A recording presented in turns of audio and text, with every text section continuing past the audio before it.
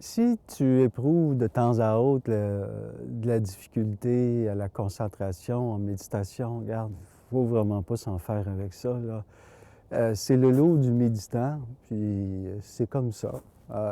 La croissance, elle n'est pas linéaire. Elle monte en dents de scie. Parfois, tu vas ressentir que tu as une très bonne concentration, puis que tes méditations sont profondes, puissantes et transformatrices, puis d'autres, pas du tout.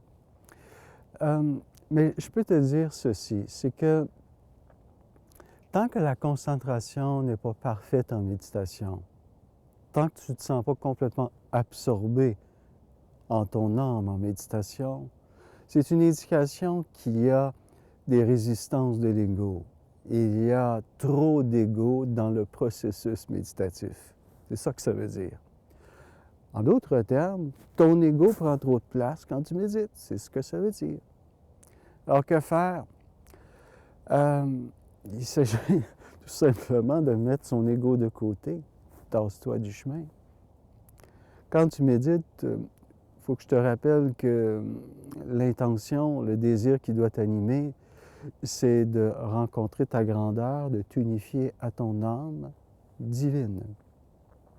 C'est le seul désir que tu dois avoir, la seule aspiration que tu dois avoir.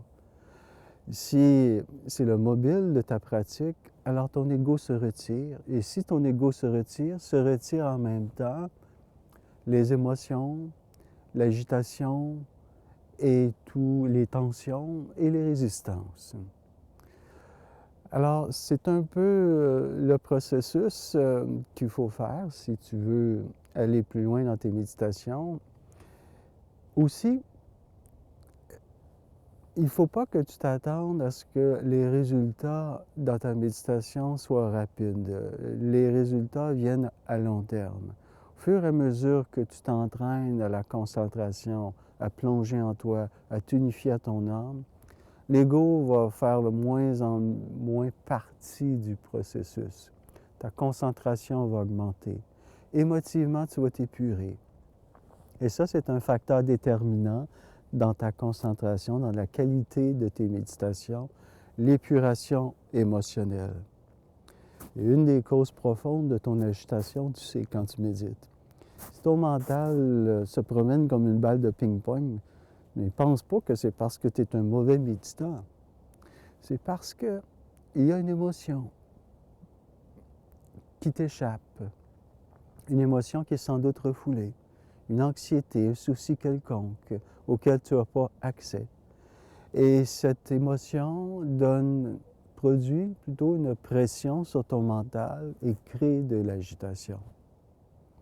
Alors l'équanimité méditative résulte d'un grand dégagement émotionnel, d'une grande pureté émotionnelle.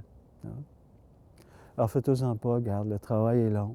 Déjà que tu puisses t'asseoir en méditation, c'est énorme. C'est un succès grandiose dans ta vie.